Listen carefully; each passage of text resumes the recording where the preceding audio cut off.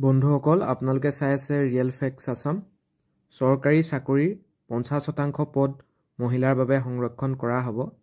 এই কথাটো যোৱাকালি নিযুত মইনা আঁচনি যি আমাৰ দ্বিতীয় পৰ্যায়ৰ চেক বিতৰণ কৰিছিলে ছাত্ৰ ছাত্ৰীসকলক সেই সভাতে অসমৰ মুখ্যমন্ত্ৰী ডক্টৰ হিমন্ত বিশ্ব শৰ্মা ডাঙৰীয়াই ঘোষণা কৰিছে গতিকে আপোনালোকে যিসকল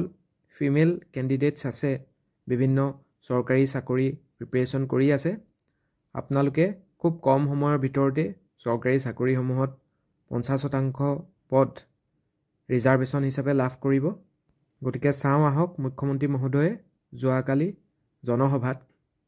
এই কথাটো কেনেধৰণে উত্থাপন কৰিছিল আমি আৰক্ষণৰ ব্যৱস্থা কৰিম যাতে সকলো ছাত্ৰীয়ে নিজৰ জীৱন এক আত্মবিশ্বাসেৰে সৈতে নিৰ্মাণ কৰিব পাৰে শিক্ষা শেষ হোৱাৰ পিছত চৰকাৰী চাকৰিত আমি আমাৰ কন্যা সন্তানক 50% আমি আৰক্ষণৰ ব্যৱস্থা কৰিম যাতে সকলো ছাত্ৰীয়ে নিজৰ জীৱন এক আত্মবিশ্বাসেৰে সৈতে নিৰ্মাণ কৰিব পাৰে